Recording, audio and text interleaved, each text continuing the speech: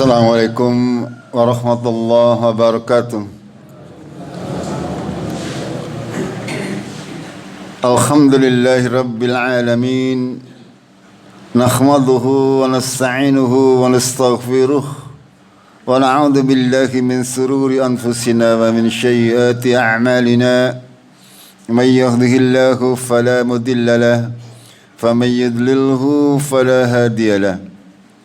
أشهد أن لا إله إلا الله وحده لا شريك له وأشهد أن محمدا عبده ورسوله اللهم صل وسلم وبارك على محمد وعلى آله وعلى أصحابه أجمعين أما بعد قال الله تعالى في كتابه الكريم أعوذ بالله من الشيطان الرجيم يا أيها الذين آمنوا اتقوا الله وقولوا قولا سديدا يصلح لكم أعمالكم ويغفر لكم ذنوبكم ومن يطع الله ورسوله فقد فاز فوزا عظيما كما subuh rahimakumullah. Mereka akan segera tunduk bersujud kepada Allah dengan mensucikannya, benar-benar memahami, mengetahui bahwasanya dia akan bertemu dengan Allah pada suatu saat nanti untuk mempertanggungjawabkan semua yang dia kerjakan di dunia. Dalam ayat yang lain juga disebutkan di antara tanda-tanda orang-orang yang beriman, ketika dzikirullah, ketika disebutkan nama Allah, wajilat qulubuhum, hati mereka bergetar, wa idza tuliyat alaihim ayatihi zadathum imanan, ketika dibacakan kepada mereka ayat-ayat Al-Quran maka akan bertambah keimanannya. Ini yang semestinya harus kita miliki. Kita dilatih oleh Allah di dalam bulan Ramadan ini untuk senantiasa berusaha meningkatkan keimanan dan ketakwaan kita kepada Allah Tabaraka wa Ta'ala, memperbagus amal-amal ibadah kita. Allah memberikan pejangan kepada kita agar bertakwa kepada Allah, dan hendaklah kita mengatakan sesuatu yang benar.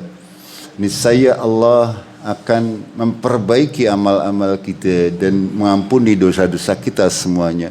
Jemaah rahimakumullah, ini semuanya harus kita yakini, harus kita amalkan dalam kehidupan kita sehari-hari. Kita mencoba untuk senantiasa berusaha menjalankan apa-apa yang diperintah oleh Allah yang selama kita bisa, selama kita sudah mampu untuk melakukannya, marilah kita berusaha untuk menjalankannya sesuai dengan tuntunan syariat agama Allah. Pasti kita akan mendapatkan jawaban dari apa-apa yang ada di dalam Al-Quran adalah kebenaran. Ketika Allah menyatakan demikian, itu sebuah kebenaran. Hanya kita tinggal mencari, tinggal membuktikan kebenaran daripada ayat-ayat Al-Quran tersebut. Banyak sekali ayat di dalam Al-Quran yang tidak akan bisa kita imani kecuali kita mengamalkannya. Ketika kita sudah mengamalkannya dengan benar, insya Allah kita akan mendapatkan jawaban. Sudah barang tentu ini semuanya tidak bisa kita dapatkan kalau kita tidak memahami makna daripada bacaan Al-Quran. Sehingga penting di bulan Ramadan ini, bulan di mana diturunkannya Al-Quran, agar kita terbiasa di samping membaca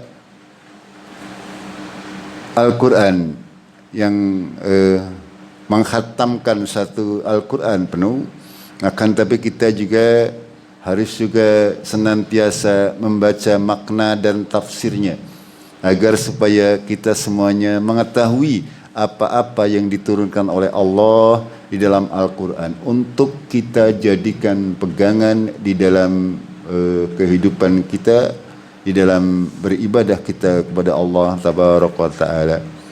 Jemaah subuh rahimakumullah, kita akan lanjutkan sedikit tentang kaidah-kaidah ibadah. Kemarin baru kaidah yang pertama, yaitu kaidah ibadah itu harus tauqifiyah, harus berhenti kepada wahyu, berhenti kepada perintah. Allah berfirman, fastaqim kama umirta, istiqomahlah kalian seperti sebagaimana diperintahkan.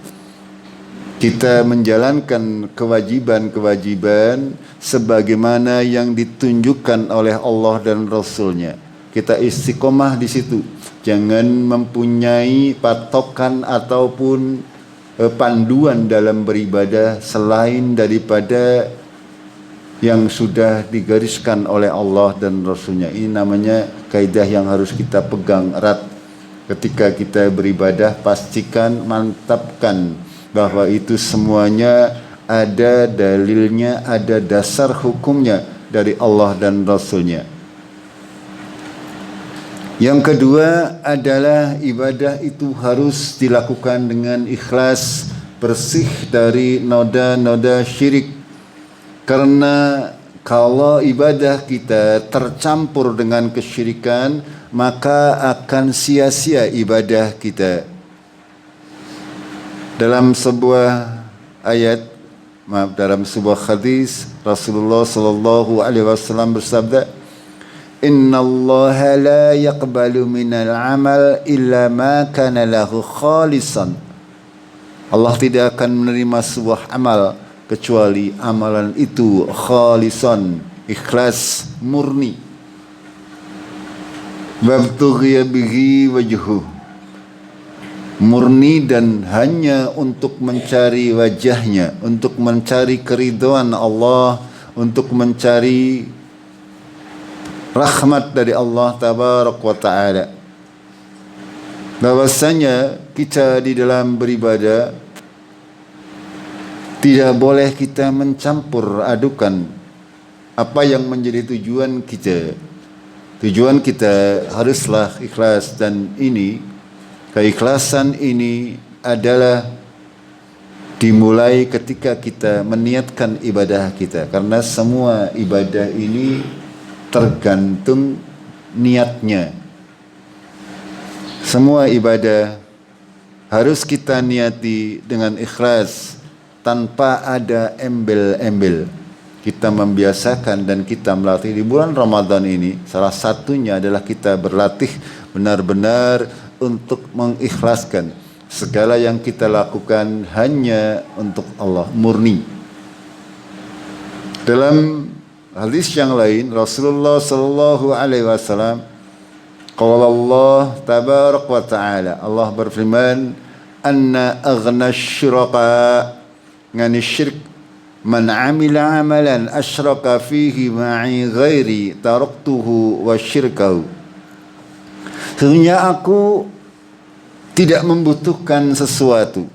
Allah tidak membutuhkan makhluknya. Allah tidak membutuhkan ibadah kita. Barang siapa beramal dengan suatu amalan yang dia menyekutukan selainku bersamaku, artinya ketika kita beribadah ada tujuan lain selain ikhlas murni kepada Allah, maka aku tinggalkan dia dan sekutunya.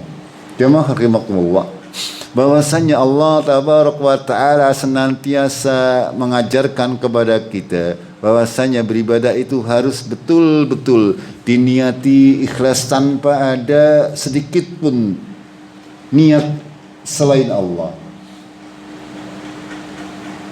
Ketika kita meniatkan seluruh ibadah kita kepada Allah Tabaraka wa Ta'ala, kita akan mendapatkan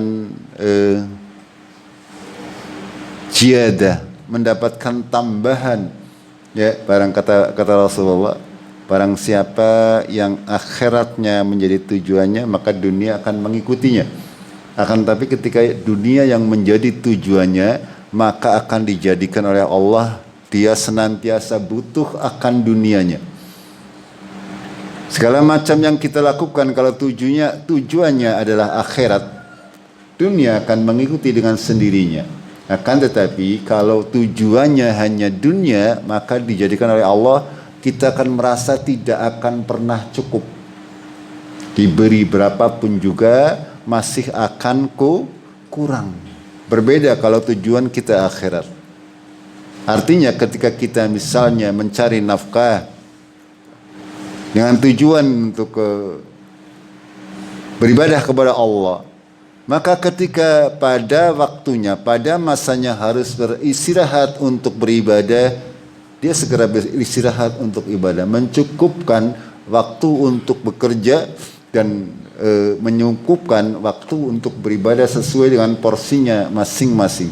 Maka dunia akan mengikutinya, semua diurusannya dijadikan mudah.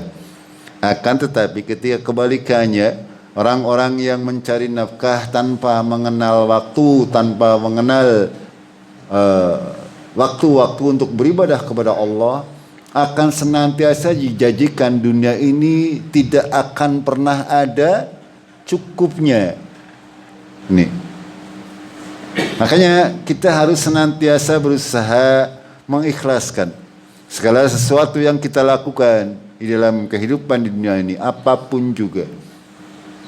Kalau itu kita niatkan ibadah, maka harus memurnikan tujuannya hanya mencari keridhaan Allah, hanya mencari mardhatillah.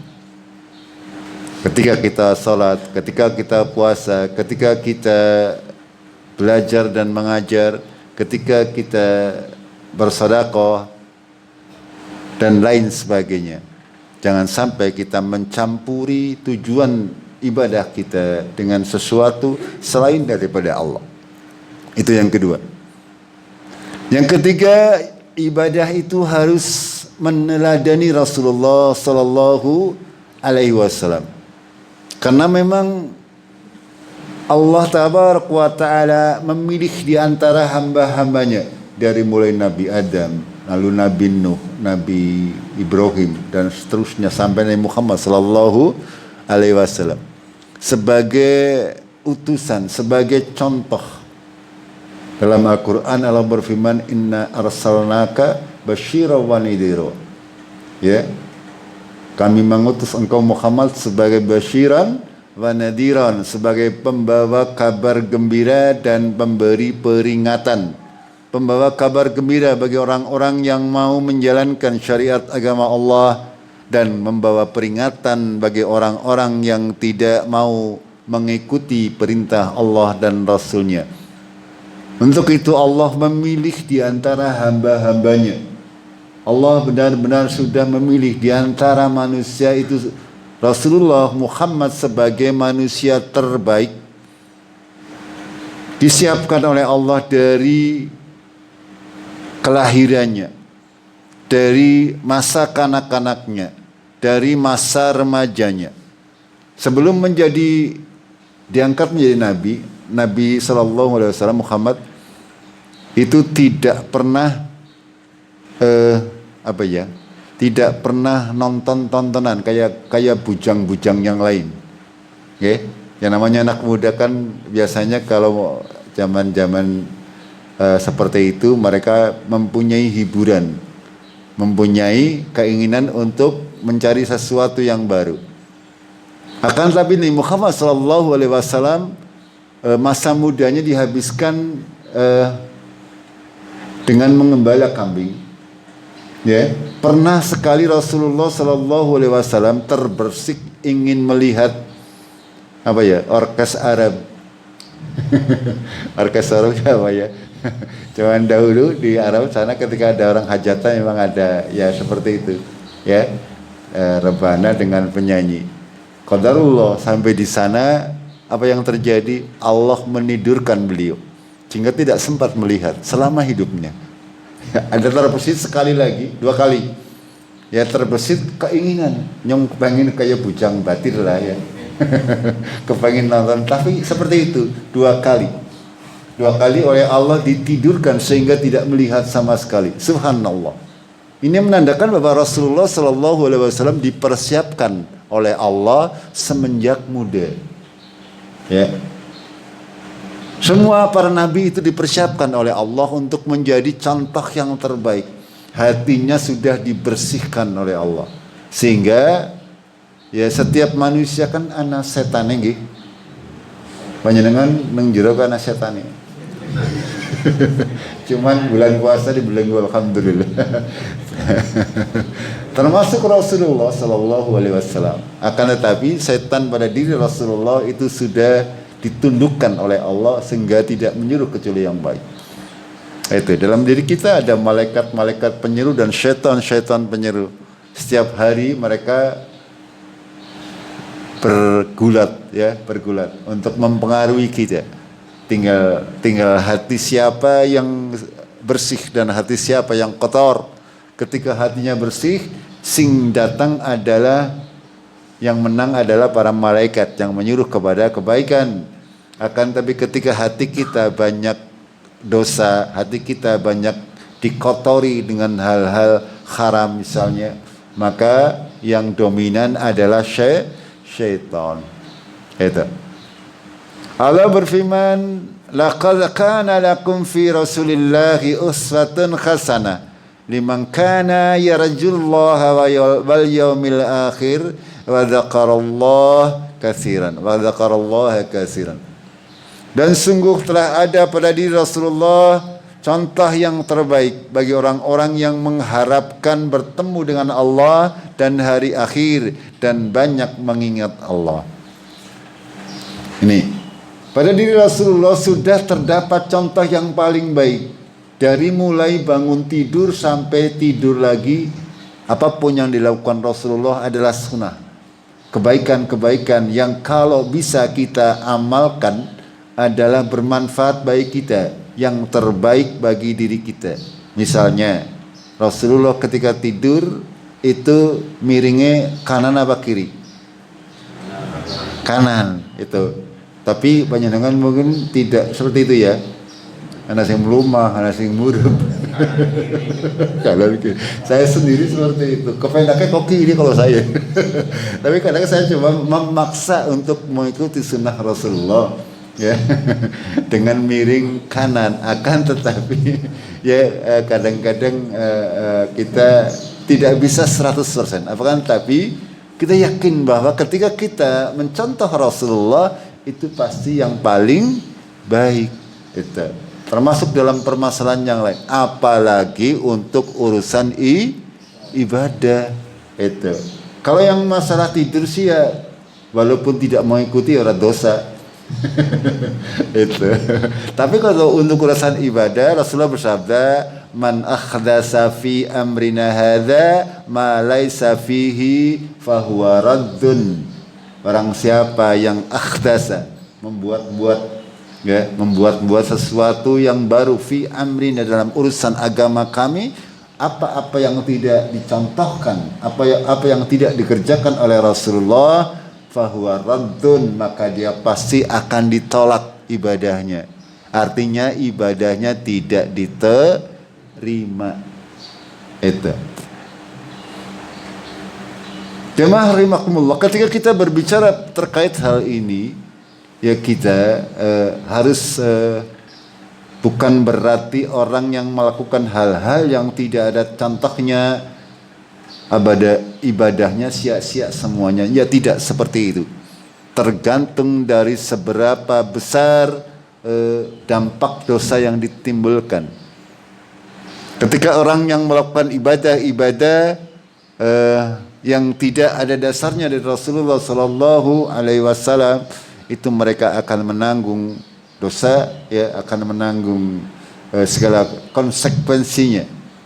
Akan tetapi Allah adalah maha bijaksana, sehingga kita kadang tidak boleh menghakimi orang-orang yang melakukan hal itu sebagai orang yang pasti masuk neraka. La, tidak seperti itu. Walaupun banyak melakukan kebid'ahan dalam agama, mungkin dia amalan-amalan yang lainnya bisa menutupi. Nggih, itu. Akan tetapi sekali lagi setiap amalan-amalan yang tidak berdasar, yang tidak ada contohnya dari Rasulullah Sallallahu Alaihi Wasallam, pasti dia akan ditolak oleh Allah Tabaraka wa Taala. Ya, akan ada tidak akan diberi pahala. Intinya kita hanya melakukannya, kita akan mendapatkan keuntungan duniawi atau apalah, enggak.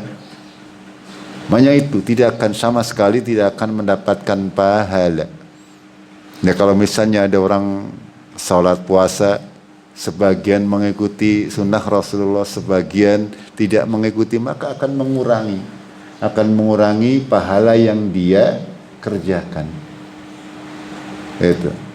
Akan tapi kan Allah juga bijaksana, artinya orang-orang yang awam, ya, kadang mereka mengikutinya karena ketidaktahuannya. Kadang mereka hanya mengikuti pimpinannya, mengikuti orang-orang yang menjadi panutannya. Makanya penting, ya, kita harus belajar Al-Quran dan As-Sunnah agar supaya siapapun yang mengajari kita harus bisa sedikit mempunyai pedoman. Apakah ini sesuai dengan Al-Quran, As-Sunnah atau tidak. Siapapun yang berkata selain Nabi SAW itu bisa benar dan bisa salah. Bisa kita tolak siapapun yang berkata. Kecuali itu sesuai dengan perintah Allah dan Rasulnya, itu boleh kita imani, boleh kita jalankan. Jemaah rahimakumullah, segala macam ibadah yang telah ditetapkan itu tidak boleh dilanggar ketentuan-ketentuannya. Ada 1, 2, 3, 5, 6 yang sudah ditetapkan. Ada 6 kriteria. Sebabnya, jenisnya, kadarnya, caranya, waktunya, dan tempatnya. Ketika syariat sudah menentukan, maka kita tidak boleh menggantinya. Tidak boleh menentukan cara sendiri. Sebabnya misalnya kita berpuasa Ramadan. Sebabnya apa kita berpuasa Ramadan? Harus ada. Yaitu dalil dari Allah dan Rasulnya. Jenisnya itu puasa, salat, dan sebagainya. Ketika itu sudah ditentukan oleh Allah dan Rasulnya, maka tidak boleh kita membuat jenis puasa yang lain. Jenis puasa itu adalah yang disyariatkan oleh Allah adalah dari subuh sampai maghrib. Yaitu sudah ditentukan, kita tidak boleh mengarang-arangnya. Begitu juga dengan kadarnya. Kadarnya itu kandung takarannya. Takarannya yang mudah adalah salat. Salat itu ditakar oleh Allah, kadarnya adalah 2 rakaat subuh, 4 rakaat duhur, 4 rakaat asar, dan seterusnya. Tidak boleh kita mengarang, merubah hal tersebut. Seperti ada sebagian ada di wilayah Kamboja. Di sana ada Islam, tapi salatnya sedina sepisan. Ya, satu kelompok. Menurut sejarah itu karena belum tuntas, ya, belum tuntas dakwah di sana, belum tuntas sehingga belum semuanya dijelaskan mungkin. Tapi hari ini sudah banyak ulama ke sana, ya, untuk meluruskan. Ada lagi di daerah yang lain, di belahan dunia yang lain, ada yang ibadahnya hanya seminggu sekali ibadah, ada sepekan sekali, yaitu cuma hari Jumat, gitu. Ya, ini semuanya tidak boleh kita lakukan karena Allah sudah menentukan kadarnya. Kita salat sehari 5 waktu wajibnya dan rakaatnya juga sudah ditentukan. Begitu juga dengan caranya. Caranya ya seperti kita ketahui, salatnya dari mulai takbir sampai salam ya sampai hari kiamat akan seperti itu. Kalau ada orang yang berusaha berinovasi caranya, ya, misalnya caranya ada banyak, berinovasi sekarang ada ya di luar negeri, nggak tahu di Indonesia. Caranya dengan mengangkat imam perempuan, ya ada seperti itu. Perempuan dijadikan imam atau dijadikan khatib Jumat, ada. Ya, orang yang berusaha merubah cara-cara yang sudah ditentukan oleh Allah, itu tidak boleh. Ya, itu tidak akan diterima ibadahnya. Gitu. Begitu juga dengan cara-cara yang kita sering perselisihkan, menentukan Ramadan dan Syawal. Sudah jelas caranya dari Rasulullah.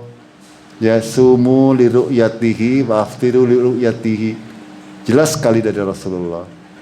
Berpuasalah karena melihat hilal dan beridul fitrilah karena melihat hilal, bukan dengan hisab. Ini ditolak oleh Allah Tabaraka wa Ta'ala. Ini caranya sudah ditentukan. Itu salah satu di antara contoh-contoh sangat banyak orang-orang yang berusaha mencari cara sendiri untuk beribadah, padahal Allah dan Rasulnya sudah menentukan. Tidak boleh. Wa makana lil mu'minin wal mu'minat idza qadallahu wa rasuluhu amran ayyakuna lahu khiyaratum min amrihi. Ketika Allah sudah dan Rasulnya sudah menentukan, tidak pantas seorang mukmin itu mempunyai pilihan dalam tata cara ibadahnya atau tata cara apapun juga ketika sudah ditentukan oleh Allah dan Rasulnya. Gitu. Tidak boleh kita mencari-cari cara yang berbeda. Akan ditolak semuanya. Ya, akan tapi jamaah rahimakumullah, seperti itu, hal seperti itu. Kita tidak mengatakan bahwa orang yang melakukan itu semua ibadahnya tertolak, tidak. Akan tetapi salah satunya adalah mengurangi pahala karena mereka melakukan sebuah cara yang tidak pernah dicontohkan oleh Rasulullah sama sekali. Itu hal seperti itu yang harus kita pahami. Begitu juga dengan waktunya, kalau sudah ditentukan oleh Allah dan Rasulnya, maka tidak boleh. Ya. Ibadah haji misalnya, waktunya adalah di bulan, jadi bulan haji, gampang. Bulan Dzulhijjah, menyembelih sapi korban ya bulan Dzulhijjah. Nggak boleh kalau di bulan Ramadan ya urunan ya. Ya. Boleh nggak menyembelih sapi bulan Ramadan? Boleh. Apa ini nggak dibagi-bagi ya? Begitu juga tempatnya. Kalau sudah ditentukan oleh Allah di mana kita harus melakukan ibadah, ya kita lakukan. Salat Idul Fitri, Idul Adha, Rasulullah menyatakan tempatnya di musola, di lapangan, jadi tempat yang bisa diperlihatkan oleh orang. Kita lakukan seperti itu, kecuali terpaksa kita tidak bisa melakukannya di lapangan, maka boleh kita lakukan di masjid. Itu jamaah rahimakumullah. Yang kelima dan yang keenam, singkat saja, ibadah itu harus berdasarkan kecintaan kepada Allah dengan dasar rasa membutuhkan kepada Allah Tabaraka wa Ta'ala. Di samping ikhlas harus juga berdasarkan bahwa kita butuh untuk beribadah, kita butuh untuk puasa, kita butuh untuk sholat, bukan Allah yang butuh. Kaidah yang terakhir bahwasanya ibadah itu tidak akan gugur dari hamba sampai dia mati. Ibadah itu sampai panjenengan mati ya tetap harus beribadah. Ya, karena ada orang-orang yang menganggap ketika sudah pinter jadi seorang perlu sholat, sholat singgo kayak nggo bangsa sing ecek-ecek. Saya tahu udah tingkatan imannya tinggi, sholat ya nggak perlu lagi, sudah langsung katanya, sudah langsung berbicara dengan Allah Tabaraka wa Ta'ala, ibadahnya di batin. Itu ada yang mengatakan seperti itu. Ya, padahal kita diperintahkan oleh Allah agar supaya kita beribadah sampai hatta ya'tiyanakal yaqin, sampai datang kepadamu sesuatu yang dia yakini. Para ahli tafsir mengatakan bahwa yang dimaksud adalah sampai datangnya kematian. Sampai akhir hayat kita akan masih insya Allah menjalankan segala sesuatu yang diwajibkan oleh Allah. Itu. Jemaah rahimakumullah. Itu saja 6 kaidah ibadah yang harus kita ugemi agar supaya kita ibadahnya tidak sia-sia. Kita akhiri dengan kafaratul majlis. Subhanakallahumma bihamdik asyhadu an la ilaha illa anta astaghfiruka wa atubu ilaik. Assalamualaikum warahmatullahi wabarakatuh.